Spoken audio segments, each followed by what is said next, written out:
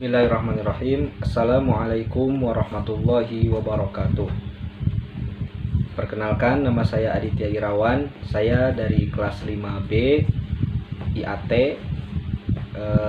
Di sini saya akan menjelaskan tentang penelitian terdahulu dari mata kuliah Metodologi Penelitian Al-Quran dan Tafsir yang diampu oleh Bapak Muhammad Maimun MA MSI.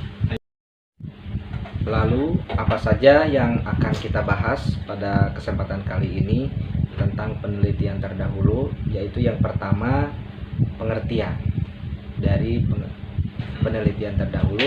Kemudian yang kedua, cara membuat penelitian terdahulu. Kemudian yang ketiga, yaitu tujuan dari penelitian terdahulu. Dan yang keempat, kita akan menjelaskan manfaat dari penelitian terdahulu, dan kemudian yang terakhir kita akan membahas contoh penulisan dari penelitian terdahulu. Dan yang pertama, tentang pengertian penelitian terdahulu. Apa yang disebut dengan penelitian terdahulu? Penelitian terdahulu ini suatu pembanding dari penelitian yang sudah dilakukan sebelumnya dengan penelitian yang akan kita lakukan.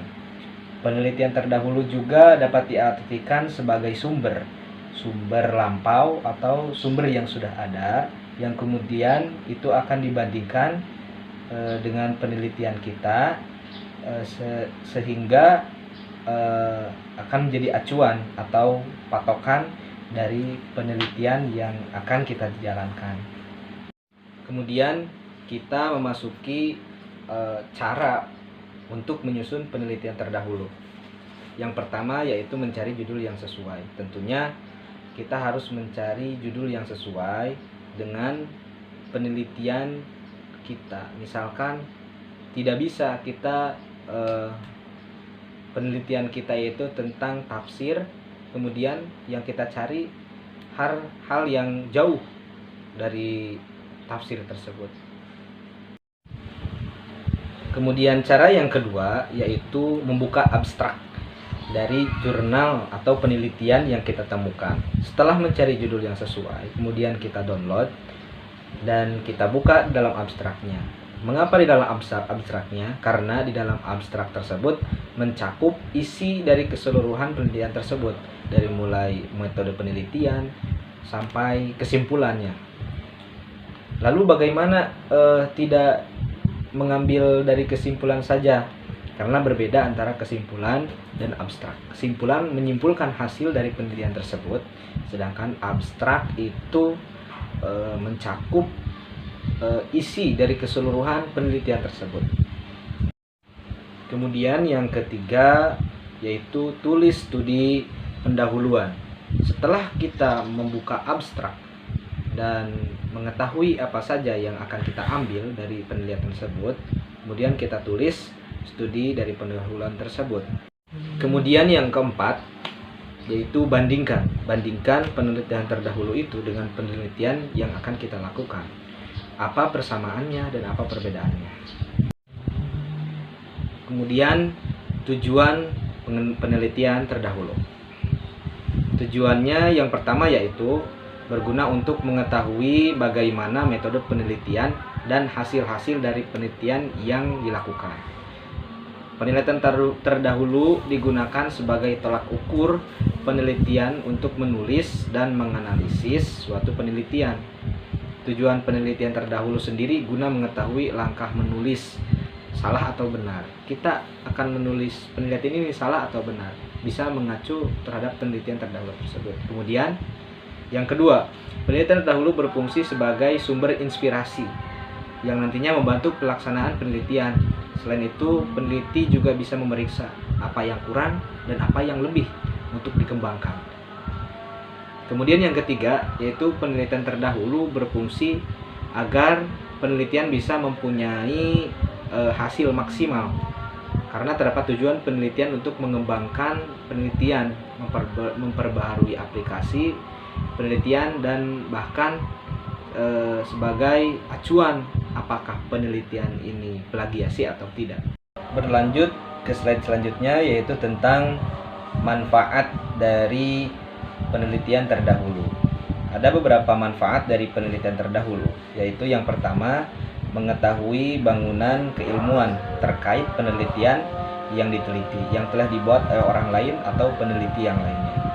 Kemudian yang kedua, yaitu menggambarkan secara jelas perbedaan penelitian yang akan kita lakukan dengan penelitian lain yang telah ada sebelumnya.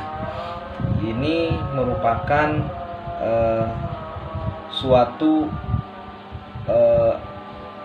upaya untuk terhindar dari plagiarisme atau penjiplakan.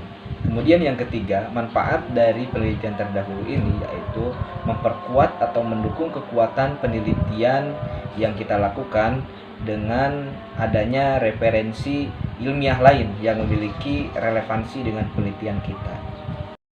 Kemudian slide selanjutnya membahas tentang contoh menulis penelitian terdahulu. Ada dua contoh di dalam menulis penelitian terdahulu. Yang pertama yaitu dalam bentuk paragraf, yang kedua dalam bentuk tabel. Dalam bentuk paragraf bisa kita lihat, misalkan judul penelitian kita tentang peran akal menurut Muhammad Quraish Shihab dalam kitab Tafsir Al-Misbah. Kemudian kita paparkan penelitian yang pertama dari Hambali Fitrianto. Kemudian